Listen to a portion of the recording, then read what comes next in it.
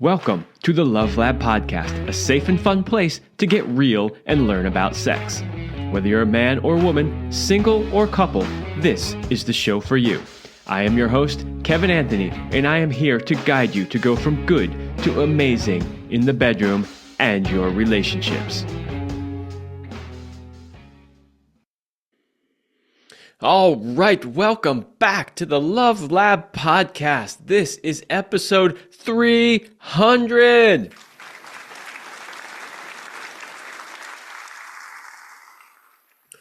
Yes, that's right, 300 episodes.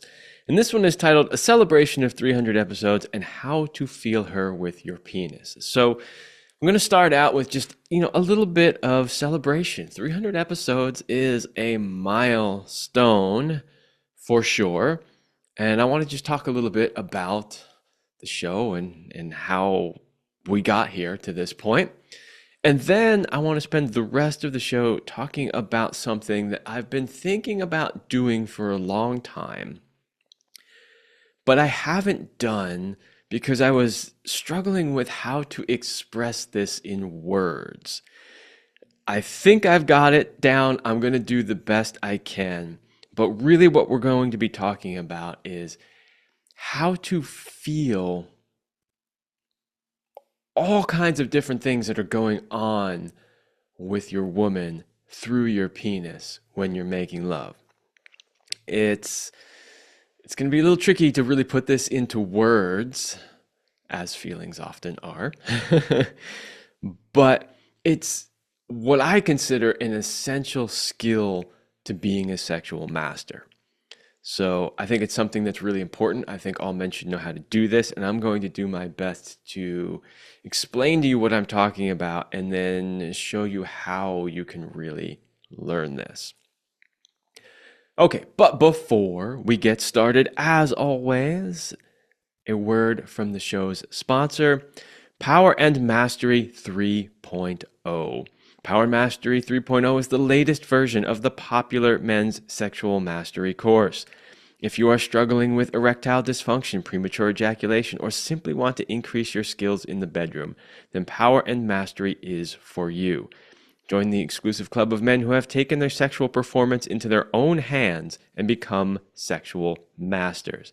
Mastering your sexuality is a key component to become the man she has always dreamt of and craves.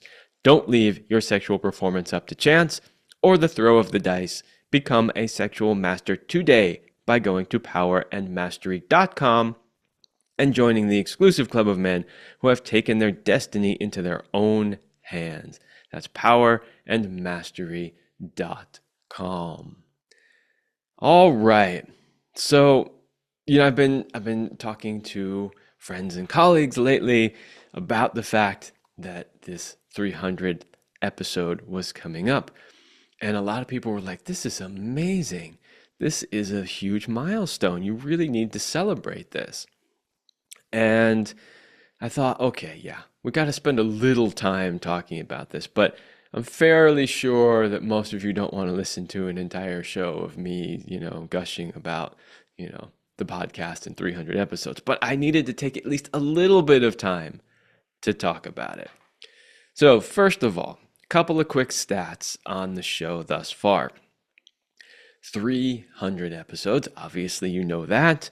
223 with Céline and 77 now on my own. It's amazing how much content Céline and I put out there and how much has been put out since she's been gone. It really amazed me, and I'll talk about this when I get into a little bit more of like how it all started and everything, but I never thought we'd be anywhere near 300. Over the course of those 300 episodes, there have been 107 guests interviewed. That's a lot of interviews. I'm very fortunate that a lot of my guests will often say things like, wow, that was one of the best interviews I've done. And, you're really good at interviewing people. And all I can really say is that has been honed over 107 interviews, which is quite a lot, with a lot of varied guests, some of which were easy to interview and some of which really were not. I've learned a few things about how to do a decent interview since the beginning. Over 500,000 downloads in Apple Podcasts, and that does not include other podcast services. You know, some people get more than that in one YouTube video, but the podcast space is really different. And, you know, when you realize that the average podcast, you know, when somebody releases an episode, gets less than 100 downloads, you realize that over 500,000 downloads is significant. And then, you know, obviously the show is also on YouTube. And on YouTube, it has over 8.7 million views.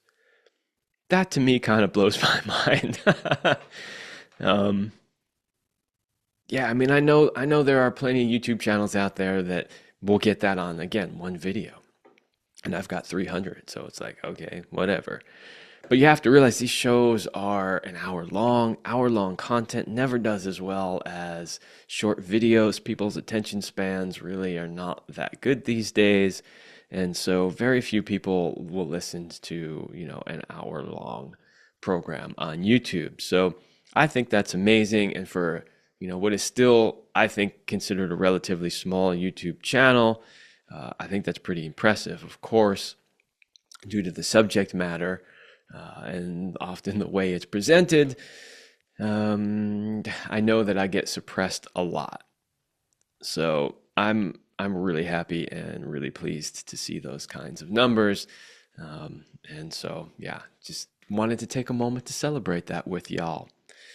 So I just want to talk a little bit too about the show, sort of how it started and how we got to where we are. You know, I understand that over 300 episodes, and we started in 2018. So that's a fair number of years now, going on 6 years, that not everybody that listens to this show now has been around that entire time. So you might not understand a few things about the show that I just thought I wanted to share with you. The first is, how did we even start doing this show? Well, we were doing coaching work for sure. We were using our website primarily as a way to expose people to the work that we were doing.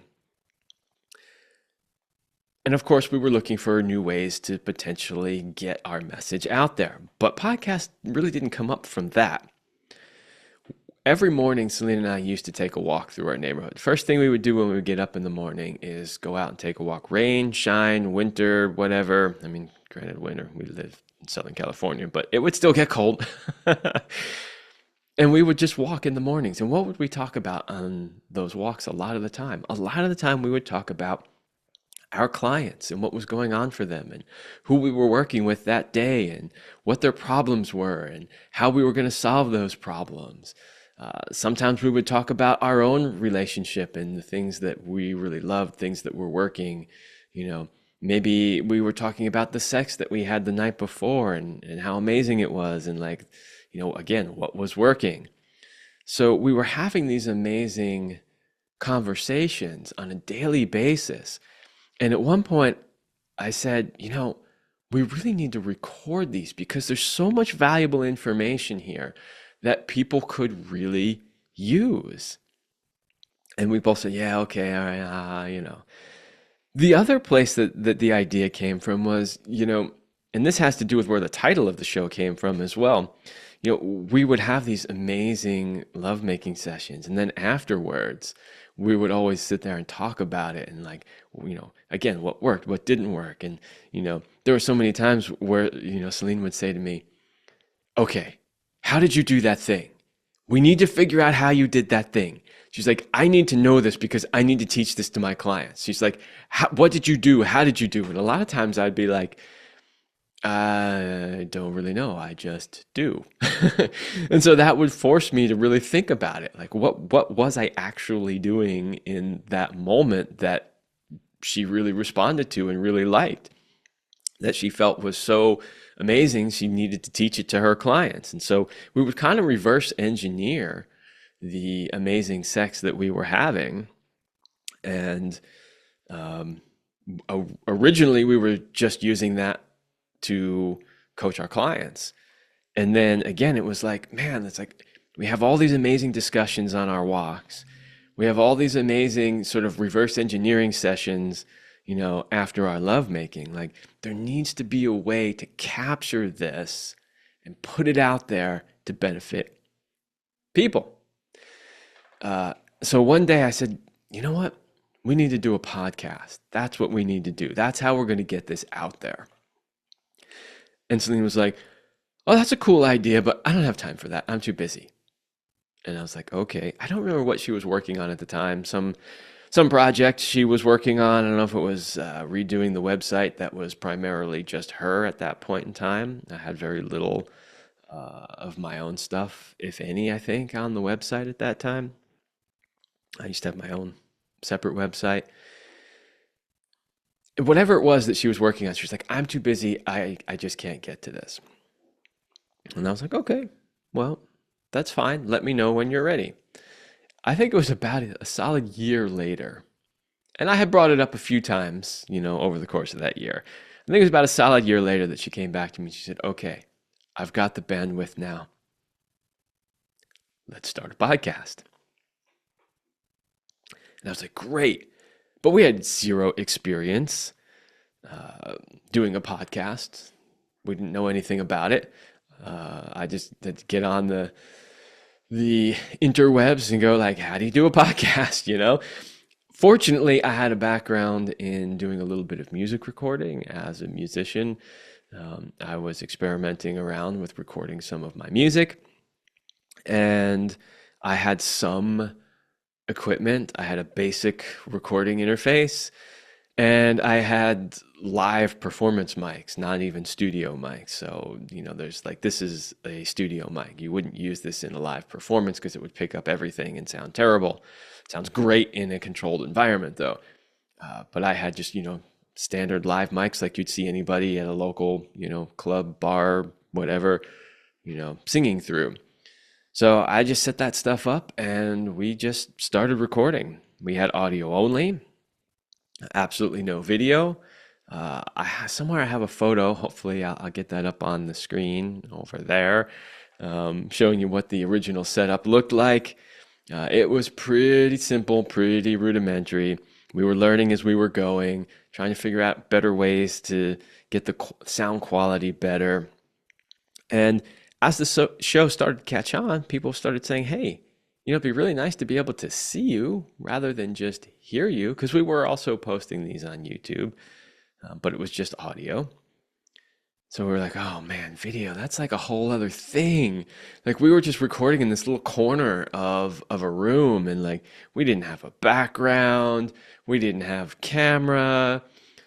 We were just like, how are we going to do this? Like, nothing to do, we had no lighting, nothing to do with our setup was conducive to recording any sort of quality video. So we just started super basic, literally using the camera in my laptop at the time, and throwing up just a white background behind us. That worked for a little while, but then eventually was not working. And, it was a progression over time. You don't need to know all the details of all the different things we changed along the way and why and all that. But, we would have people on the show and we would see what their background looked like or their lighting looked like. And we were like, man, they look so much better than ours. They look so much more professional than we do. Like, we got to step this up. We got to figure out how to do better. And it was just a constant, trial and error of like, how can we do better? I remember we started noticing that the video quality just kept getting worse and worse, and we couldn't figure it out. And then one day I realized that my MacBook was suffering from a problem that I didn't even know a certain number of year MacBook suffered from, which was the anti-glare coating on the screen was starting to peel off. Now, you couldn't see it visibly with the eye. It was lifting from the surface of the glass, but it was causing it was causing everything that the camera saw to be like a little blur, like a little blurry, almost like it had a little bit of a white opaque color over it or something like that. I kept trying to clean the camera, it would never fix it. I mean, just so many stupid things like that. It's really interesting because nowadays podcasting has gotten so popular that what a lot of people are doing when they want to start a podcast is they just go out and they hire a podcast expert. Somebody that knows how to do all this, tells them exactly what equipment to use, what to buy, how to set it all up, does the editing for them, and just all the technical stuff is taken care of by somebody else.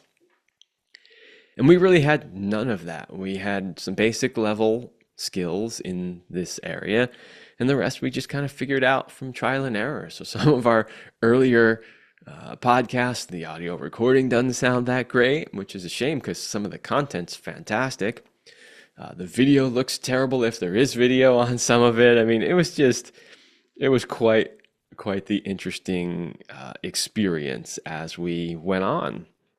But all in all, I've always been really proud of the information that we put out there. In fact, one time, Céline and I had to take a road trip. We were going to be in the car for many, many hours. And we said, why don't we go back and listen to some of our early podcasts? Now, I don't know. I'm guessing we were well over 100 episodes in at this point. And we hadn't listened to any of those early episodes. We're like, we're going to be in the car for 6-7 hours, whatever it was, one way. So let's just listen to some of our early podcasts. And honestly, I was a little scared to do that. I was like, oh man, this is going to be so cringe. I don't even know if I want to do this. I'm just going to the whole time, I'm just going to be going oh God, this is terrible. So we picked a handful of the early episodes and we listened to them and we were really pleasantly surprised that they were actually pretty good. I was just expecting disaster.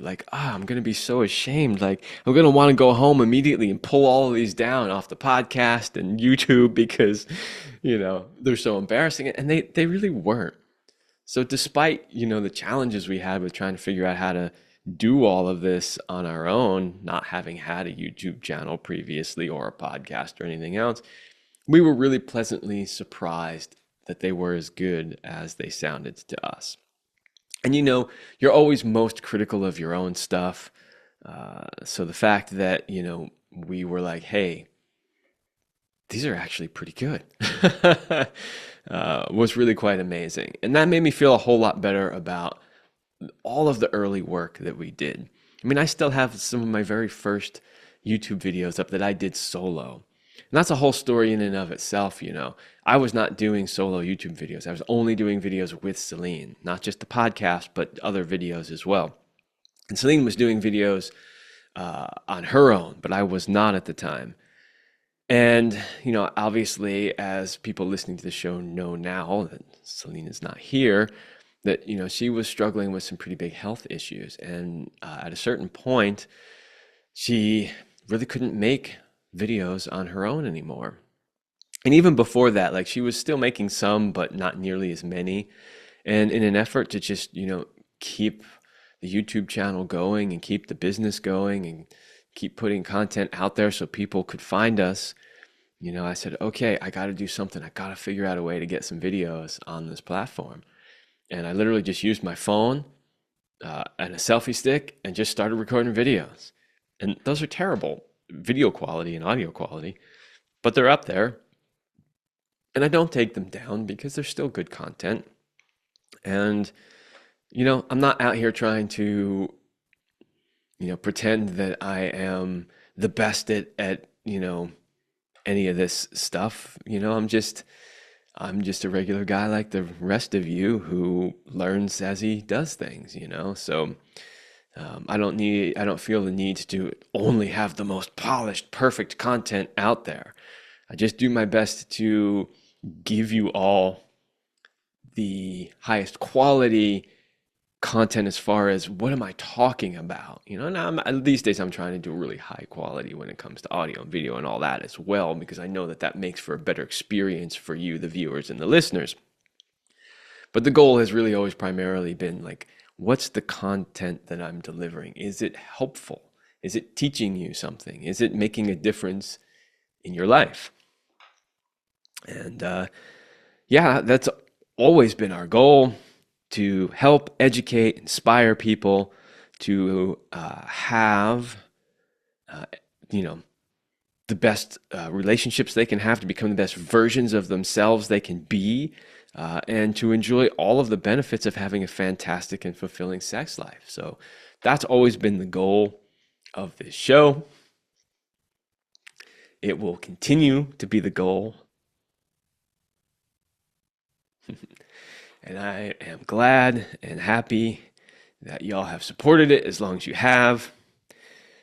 Yeah, obviously you can hear I'm a little emotional about it. Part of that is thinking back about the journey, but obviously a lot of that is tied into Céline and what a big part of this journey she was. So thanks everybody for all your support all these years. Here's to many more episodes, and that's all I want to say about that for now. Okay, so I'm going to do things slightly differently. I'm going to break a little bit earlier. I'm going to read the second ad, and then we're going to get into the real meat of the show today, which is how to feel her with your penis. All right. Men, are you tired of falling short in the bedroom and in your relationship? Do you want your woman to respect you and crave your cock? Do you want to be the man she secretly brags about to all her friends? What if you could become this man? What if you could not only master your masculine sexuality, but also be the dream man who shows up for his woman in all the ways she desires? What if you could become so irresistible that she becomes addicted to you? If you are ready to become that man, then check out my Become the Man of Your and Her Dreams coaching program by going to kevinandceline.com/go/man of her dreams, all one word. That's kevinandceline.com/go/man of her dreams. As always, the links are in the description below, so go check that out. Everything that I talk about from this point on in the show, you can learn in that coaching program. All right. So how to feel her with your penis. What do I even mean by that? Okay. So when you're making love, there are a lot of things that you can feel when you are penetrating a woman. And that requires a certain level of awareness. If you have that level of awareness, you can know what to do when. And sometimes you might even know what she needs before she even knows what she needs. So when I'm talking about, what do I mean by feel her? I'm going in a moment to give you basically a list of different things that you can feel. But the idea here is that you can learn a lot about where she's at, what she's feeling, what she wants, what she needs, simply by paying attention to what you can feel with your penis. Now, I don't recommend that that's the only way you learn those things. So, I teach a lot, visual acuity. So looking at her face, are her cheeks getting flushed? What facial expression is she making? Is she kind of like wincing, like, ooh, that's a little uncomfortable? Or does she have a big smile? Are her eyes rolling into the back of her head because she's experiencing so much pleasure? So that's one set of skills, right? That visual acuity, looking at her face to see what's going on. You can also look at her body. What's her body doing? Is it tensing up? Or is it relaxing? Is her back arching? You can look at her genitals.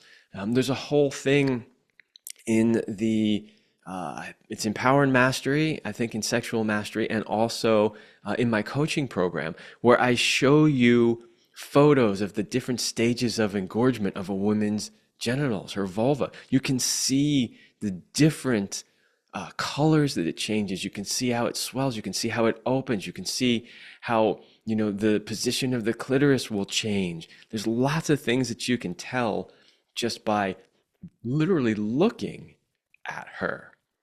So those are all important skills. You've also got, the fact that you can ask her, where is she at? How is she feeling? What does she need in that moment? So really good communication skills are also some tools that you can use. So when you combine, the visual acuity, the communication, the just sort of spatial awareness of what's happening in the room around you and with her, and you combine that with using your penis to also feel what's happening and what's going on, you really, that's the mastery level. You can do so many things. So that kind of brings me to the next piece, which is, what would you be able to do if you could feel all of these things? Well, as I mentioned already, you might know what it is that she needs or wants during penetration. Okay, well, what do I mean by that? Well, let's say you go to penetrate her and you notice that you're not feeling any wetness. Well, that would tell you that you need more foreplay. You haven't done a good enough job of getting her warmed up. Maybe she's still too much in her head. Right? Maybe she hasn't relaxed enough yet. Or maybe you go to penetrate her and you feel that her vagina isn't really open yet. Again, that can tell you maybe you need more foreplay. Maybe that tells you you need to do a really slow penetration. Maybe that tells you that you only need to penetrate a little bit and not go all the way in yet, right? So there's a lot of things that you can learn just by feeling with your penis. And like I said, I have a whole list of things you could potentially feel here, which we'll get to in a minute. But under the why would you want to be able to do this, you can learn stuff. You can learn valuable information that can help you be better. And so, as I stated earlier, I think this is really a key skill to becoming a master lover. And I will explain why that is more as we go a little further through this. But I think, any man that a woman refers to as really, truly an amazing lover, whether he realizes it or not, has this skill. He's doing this whether he's consciously thinking about it or not. She will also be really amazed at how intuitive you are. And I mentioned earlier, just a few moments ago, that you might even know things that she doesn't even know yet about her body if you're really paying attention and feeling. So for instance, I remember Céline, telling me on a few occasions, she would say something like, oh, I'm not ready yet for penetration. And I'd be like, really? Because I can feel lots of lubrication and I can feel that your vagina is actually quite open. And then she would like check it for herself. Like sometimes she'd even use her own finger and she'd be like, oh my God, you're right. Now, some of you may be thinking, how could Céline, being this expert, not know what her own vagina was doing? Well, the answer to that actually is quite simple because, Céline was really in tune with her body pretty much all the time, really was a master of her own sexuality. But the answer lies in the fact that sometimes there was a disconnect between what was happening in her head and what was happening with her genitals. And, we've talked about this many, many times on the show about women's ability to have this diffuse awareness and be thinking about a lot of different things. And one of the big skills that I'm always teaching men is how to help women get out of their heads, right? And get into their physical body. And so all that really showed was that she was too much in her head and not really connecting with her physical body. So if she's not aware of what's happening with her physical body because of that, well, one, again, do everything you can to help her get into her body. But two, you can actually figure out where her physical body is. So, and that can be very helpful because, in those moments when that happened, and this was fairly early on in our relationship, and I would say, well, here, let me tell you what I feel. Let me tell you what I think is happening. And then she'd be like, oh my God, you're right. She would start to make the connection. So for her, one of those big ahas was that what my brain is thinking isn't always what is actually happening in my body. And so for her, there was this aha about, okay, just because I feel a certain way in my head doesn't mean that my body feels the same way. And so it was really interesting because a lot of times, women will think, well, in my head, I'm not in the mood, so therefore my body must not be in the mood. And sometimes that's true. Sometimes the body will follow, exactly what the mind is thinking, but that's not always true. And so that was kind of an important sort of breakthrough for her in that moment, was like, oh, there can be a disconnect between the mind and the body. This is true for men also, by the way, and this is one of the things that we talk about and work on when it comes to erection difficulties is having the mind and the body not really connected, not functioning as one, right? So yeah, she might be amazed at the things that you know about her body that she may not have actually known herself, and you can help her reconnect her mind and her physical body. So that is an amazing skill to have. She'll start to learn to trust you more. This is another reason why you'd want to be able to do this. She'll start to learn that you're not just saying, I'm penetrating you because I want to penetrate you now. She'll start to learn that, oh yeah, if he's going there, then he must see this, feel this, whatever, right? So she'll start to learn to trust more, and she'll start to learn to soften and relax more. And the reality is this is what she's always wanted in a man. This is what every woman has always wanted her man to be able to do. You've heard it a million times. Well, he should just know. And of course, when coaching women, I have to tell them, no, he's not a mind reader. He shouldn't just know. Do not expect him to just know anything. If you want him to know something, tell him. Just outright tell him. However, women don't always do that. And so one of the things that we teach men is everything that they can possibly do to figure out what's going on. And that includes all the things I started talking about in the beginning of the show. That includes having really good communication and asking questions when you're unsure. That includes visual acuity and looking for all the signs that things are going well or maybe not going so well. And that includes being able to really feel, right? Really feel with your penis. So if you can do all of that, she's going to look at you basically like a god, a sexual god. For those who are religious, don't take this the wrong way. We're talking little g God here, not big G God.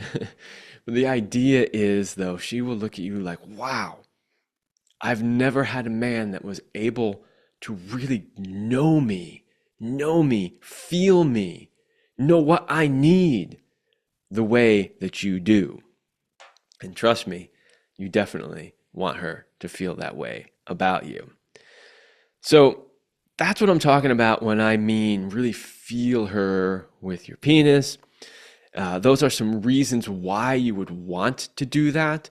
Trust me, the look in her eye when she looks at you like you are a sexual god, a master, is like no other look you will ever get from anybody else in your life. And it is amazing. Obviously, there are some other parts to having her look at you like that, such as being able to last as long as you want and take her through multiple waves of mind-blowing orgasms of clitoral and G-spot and cervical and all of that stuff. I mean, there's way more than just this, but this is an essential piece because this is how you do all those other things. All right. So then let's talk about what is it that you can actually feel. Let's try to bring this from the theoretical into the real, actual, what is it that I might actually be feeling with my penis? Some of this I talked about a little bit already, some of it I have not. Okay, first one. Is she wet enough before you even penetrate her? I mean, you should be able to feel that.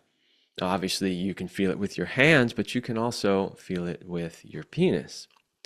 There should be at least some wetness on the outside.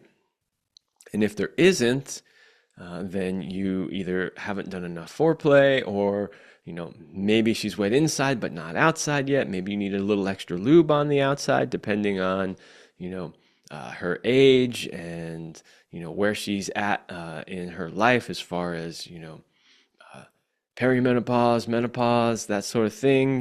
Levels of lubrication can vary, but you should at least be able to feel, is she wet enough for penetration?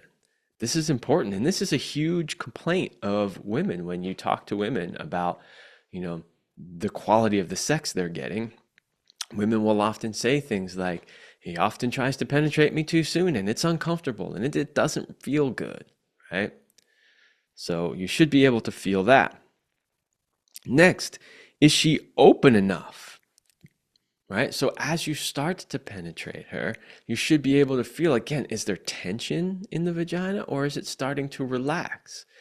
And because there are several rings of muscles in the vagina, some may be more relaxed than others. So when you attempt to penetrate her, is it difficult from the start? Or is the beginning easy, but then you feel it's tighter as you go a little deeper in? You should be able to feel that. Unfortunately, too many men are just like, just jam it in there. Just jam it in there. And they're not even really paying attention to that. And this is why women are like, ooh, hold on, slow down. This is why they tense up more, and then it becomes even more tense and more difficult. So, yeah, you should be able to feel if she's open. And so what can you do with that information? Well, you can, if she's not open enough yet, you can say, oh, let's not penetrate yet. Let's do something else. Let's do some more foreplay. You can penetrate just a little bit and then just work with very short strokes in and out, just in, the first inch or so. You can do a very, very slow penetration where you're just little by little, just slowly penetrating. And as she feels you slowly entering her, you'll feel different layers of her muscles starting to relax and open. So, when you penetrate her and how you penetrate her has a lot to do with what you feel when you are attempting to penetrate her. So we talked about the 3 different rings of muscles. That's another thing that you should be able to feel, not only with penetration, but let's say, when beginning to penetrate, I should say, but let's say when you are, completely inside of her, you should be able to feel the different rings contracting at different times. Now, especially if she has done some work to strengthen those muscles and learn control of them and learn to separate them so that she can squeeze the different muscles independently of each other whenever she wants, you should be able to feel all of that. And if she has learned how to do that, that can add a tremendous amount of sensation and enjoyment for you and your experience. But if you're not really capable of feeling that, and we'll talk in a little bit about why that might be, if you're not really capable of feeling that, you're missing out on a tremendous amount of pleasure that you yourself could be feeling in this lovemaking penetration process. So, Yeah, you should be able to feel those differences. Another thing you should be able to feel is whether or not the tip of your penis is touching her cervix. Now, obviously, whether or not you can reach the cervix has to do with many things. It has to do with the length of your penis. It has to do with the depth of her vagina. It also has to do with where she is at in her cycle, because the cervix will drop or raise depending on where she's at in her cycle. It also has to do with the position that you're in. So some positions will allow for deeper penetration and some for more shallow penetration. So all of those things will affect whether or not you can actually touch her cervix. But it's important to be able to know when you are, because sometimes that will feel really good for her. And you're like, oh, okay, if I move this way and I touch her, like I'm in this position, I can touch her cervix and she's loving it. Keep doing that. And other times it might be a little bit uncomfortable for her. And so you might want to go, oh, okay, I can tell I'm bumping up against the cervix. And because I'm paying attention to all these signs, I can feel that that is not that comfortable for her in this moment. So I'm going to back off on that and maybe try, stimulating the cervix a little further on in and see if maybe it's a little better later on. But you should be able to tell whether or not you are touching it. This is a big one because, not every man can touch a woman's cervix all the time. And so it's really important to know, like, am I stimulating it? Because cervical orgasms are some of the biggest, most powerful, just earth-shaking orgasms that a woman can have. And so you want to know if you're on the right track to helping facilitate one or several of those. So you should be able to feel whether or not you are touching her cervix. Some other things you can feel: if the muscles in her vagina are contracting voluntarily or involuntarily, right? So is she controlling those, right? You can tell when she's manually controlling those muscles. Or did she just have an orgasm and those muscles have gone into the involuntary contractions that can happen? You would want to know that. That's one of the ways, by the way, that you can tell if she has actually had an orgasm, is what do you feel inside her vagina? Now, some women have different definitions for what an orgasm actually is. So you'll hear some women, they will only call the big earth-shaking, like explosive orgasm as an orgasm.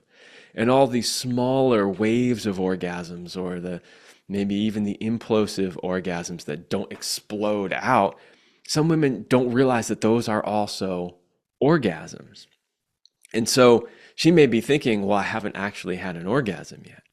But if you can feel with your penis that she actually has, you could say, oh, I felt it. You had an orgasmic wave.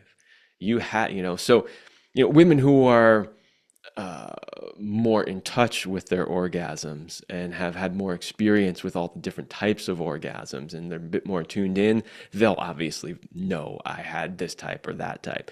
But some women are still kind of figuring that out, still learning it.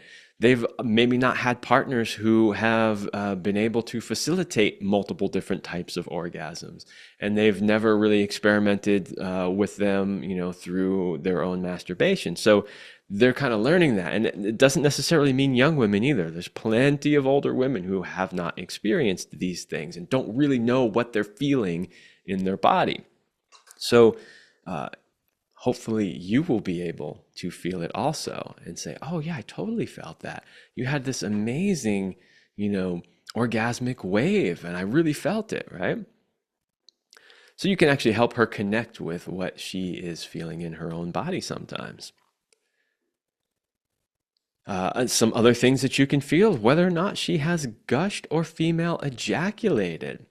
So this is another interesting one, because if you watch porn movies, you think that all female ejaculation is this massive explosion of like a gallon of liquid that goes everywhere. And that's not necessarily the case. Sometimes they can be very small and subtle, but you can feel it. And believe me, you can feel it. Usually, what comes along with that is this blast of energy that you feel coming at you through her vagina.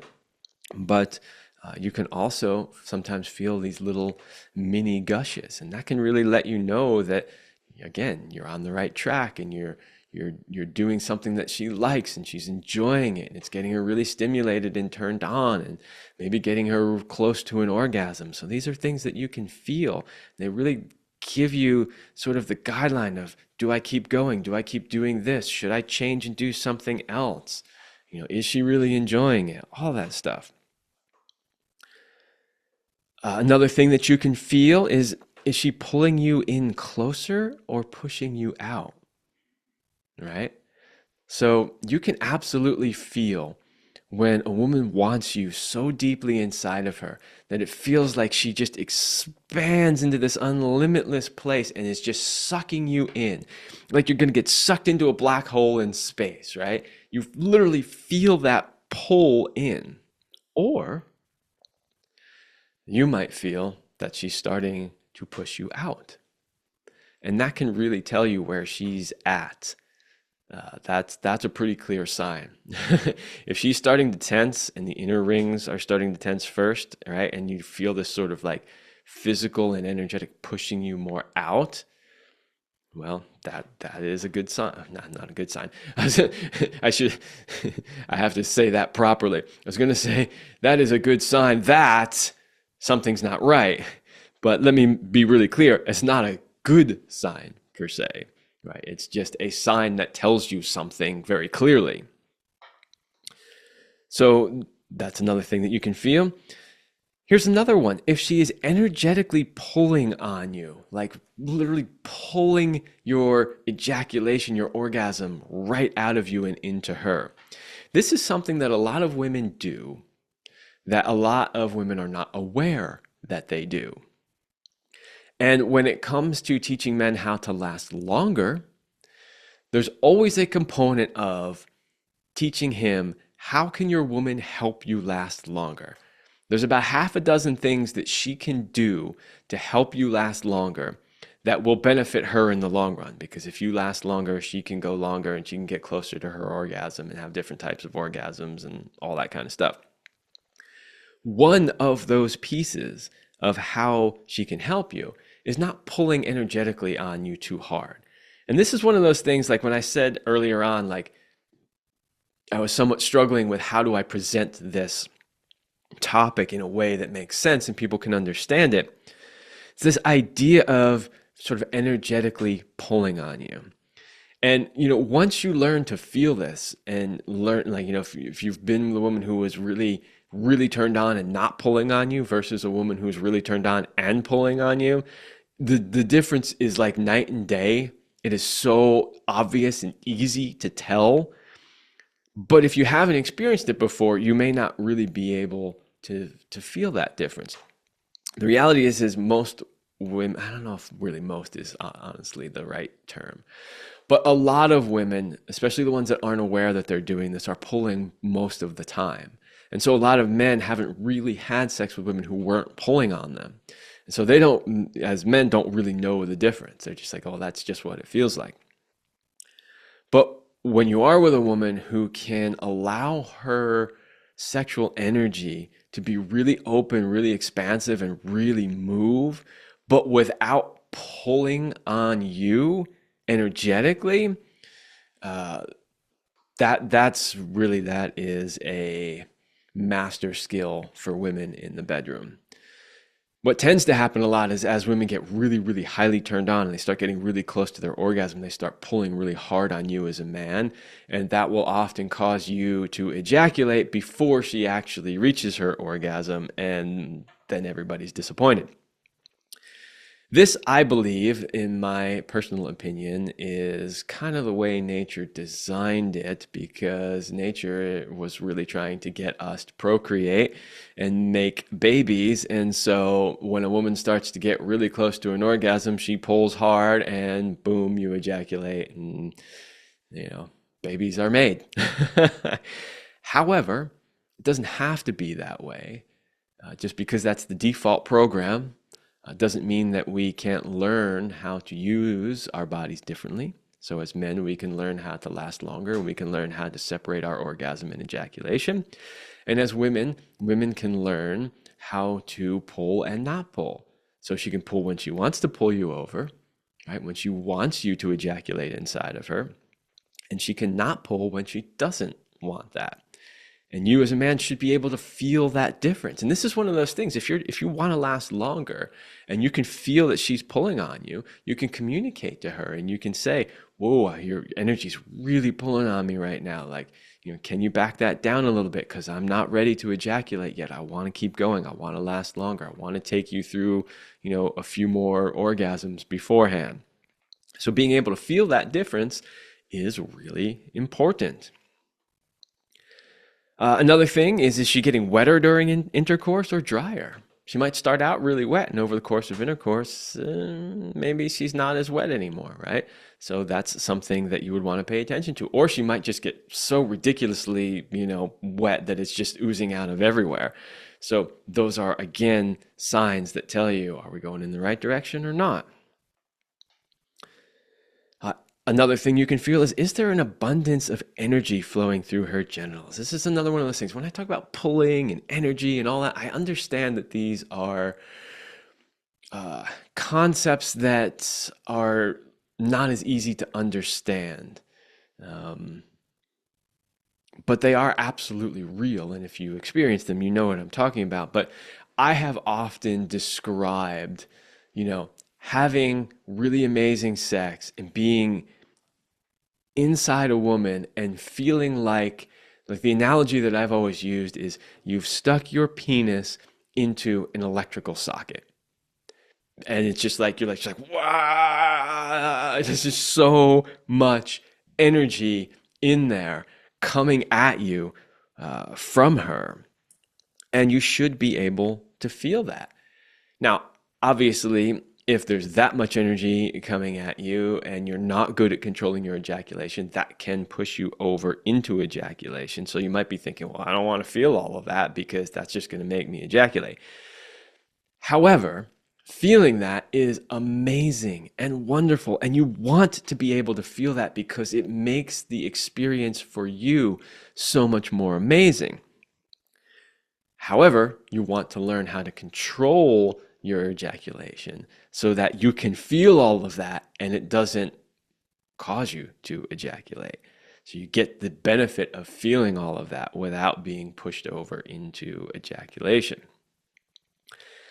And then the last one on this list of things that you should be able to feel or could feel is, I wrote, is her pussy happy or not? That this is an absolute reality. You can tell when a woman's pussy is really happy, just like satiated, satisfied, just happy. There's nothing better in this world than a happy pussy.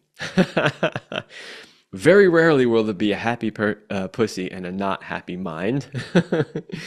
Usually the mind has to be happy also for the pussy to be happy. So a happy pussy is, of course, a good sign that your woman is also very happy in that moment. So there you go. I'm sure if I gave it enough time, I could think of a few more, but that gives you a pretty good idea of the different things that you can feel simply by penetrating your woman. You can feel all of this stuff. And by doing this, you can know what to do, when. Okay, what do I do now? Do I penetrate now? Do I not penetrate now? How far? How fast? How hard? All that kind of stuff. You can also learn how to give her the type of pleasure that she really wants.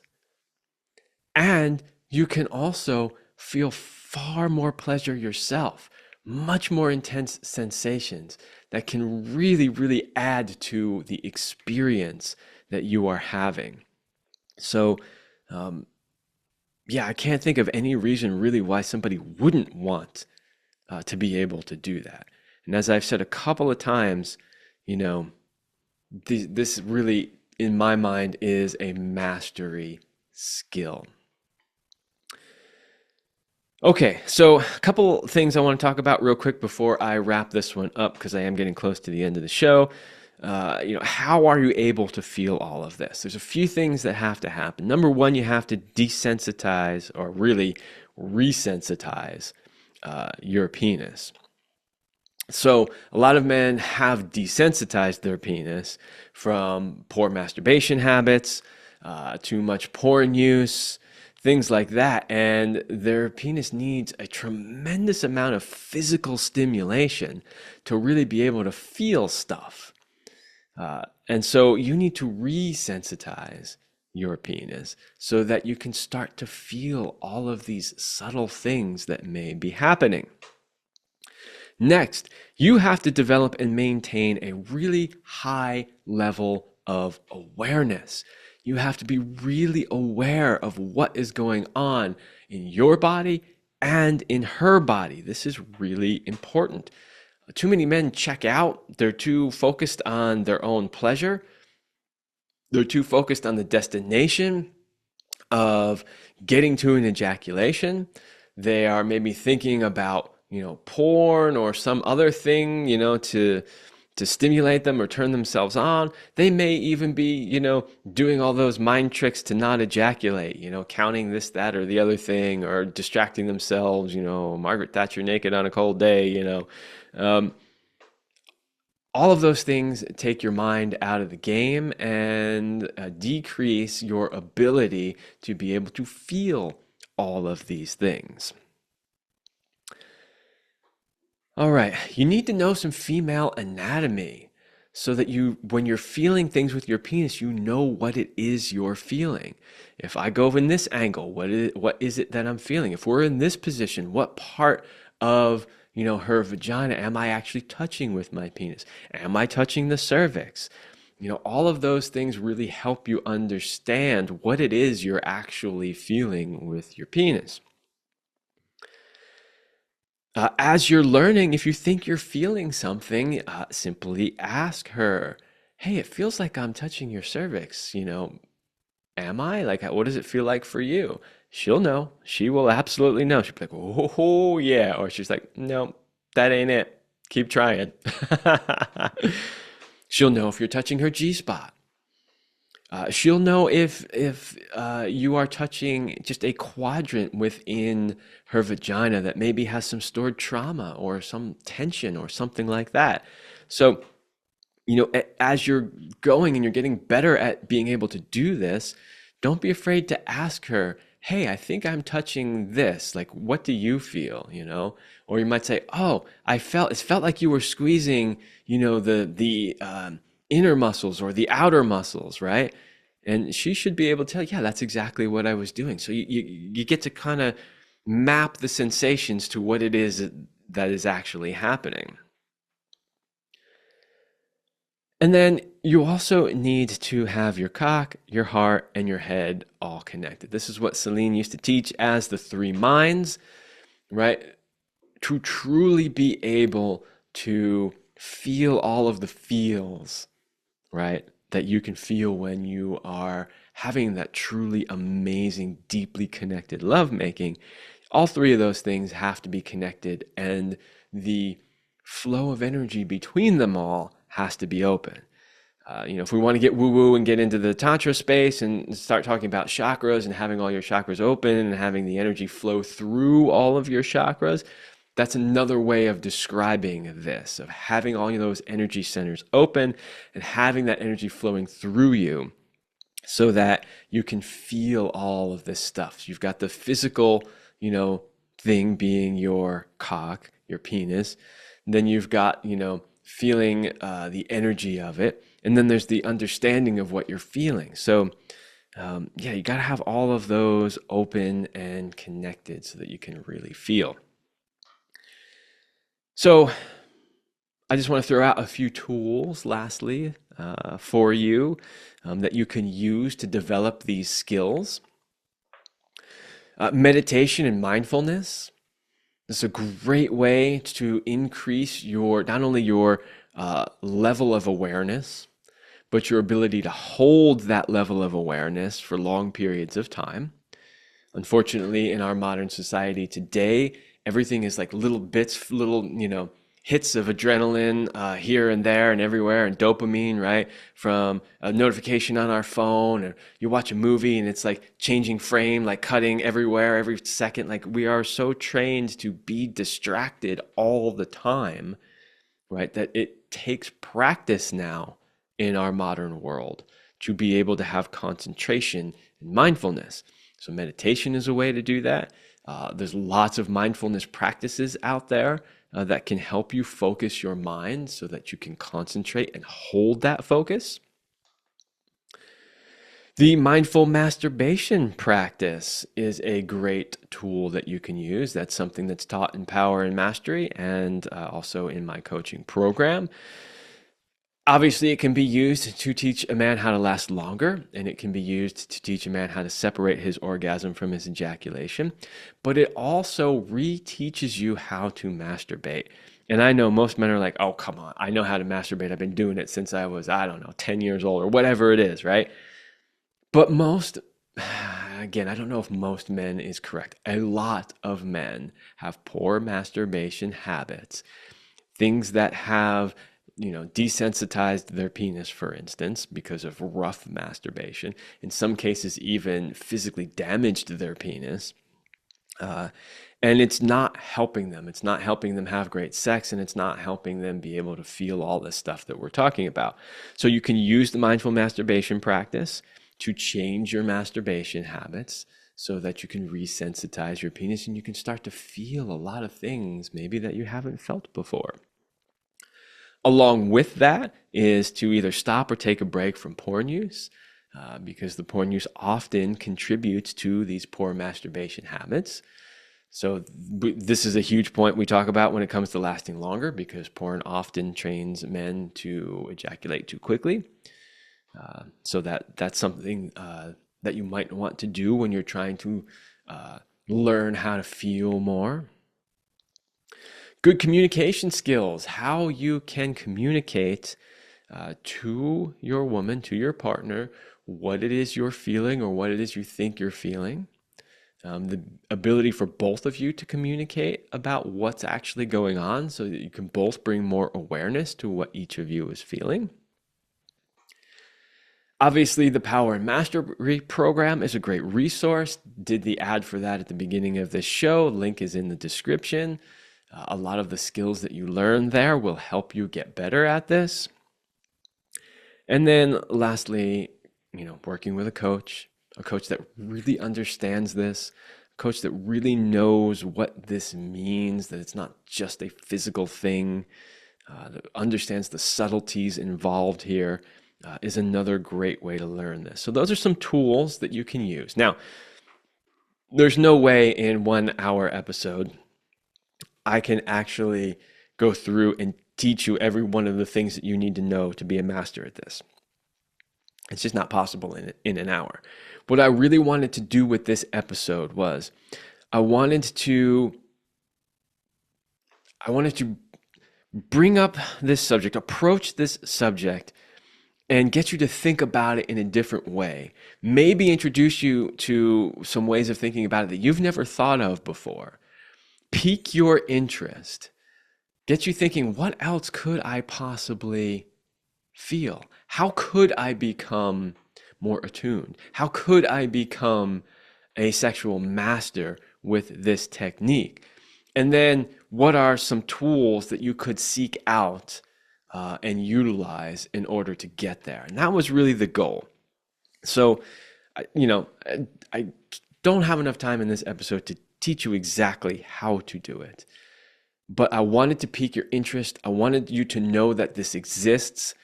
And I wanted to get you excited about learning it and then offering you some tools and resources for how you can learn it. I guarantee you, if you can master this skill, that it will absolutely improve the quality of your sex life. I absolutely guarantee that your woman will love it and she will look at you like, what did you just do? How did you do that? Where did you learn that? How do you know what's going on in my body when I don't? Right? Because I've heard all of those words myself, and I'm not saying that to brag. I'm just saying it to let you know that it's possible, that this does happen. So I hope that I accomplished that in this episode. I hope you are more interested than ever in learning how to do this and becoming the master that you were born to be. I always have felt that, obviously, when two people have a really rich and fulfilling sex life, it's wonderful. But it then starts to go bigger than that. Like it will start to affect positively all the other aspects of your life, and the quality of your life in general will just get better. When the quality of your life gets better, the quality of your relationship will get better, the quality of your home and family life will get better, the quality of your work life will get better. You might even see you start making more income. Like everything just gets better when you can master this amazing piece of sexuality and what it means to have a truly amazing and fulfilling sex life, which will then in turn improve the quality of your relationship and then just spiral out from there, sending good, positive vibes out through the rest of your life. So in my mind, it is absolutely worth it, and there's no reason why you can't be doing it or shouldn't be doing it. So I hope this episode inspired you a bit. Whatever path you want to take, I just suggest you start. Try it. Do whatever whichever of these tools or practices is most appealing to you, and see how far you can take it. All right, everybody, that's all the time I have for this episode. Again, thank you for sticking with this show for 300 episodes, and I look forward to so many more.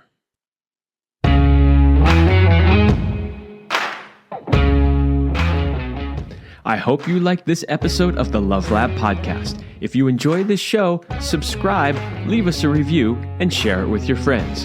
And for more free exclusive content, join me in the Passion Vault at kevinandceline.com/vault. That's kevinandceline.com/vault. Thanks for listening. And remember, as Céline used to say, you're amazing.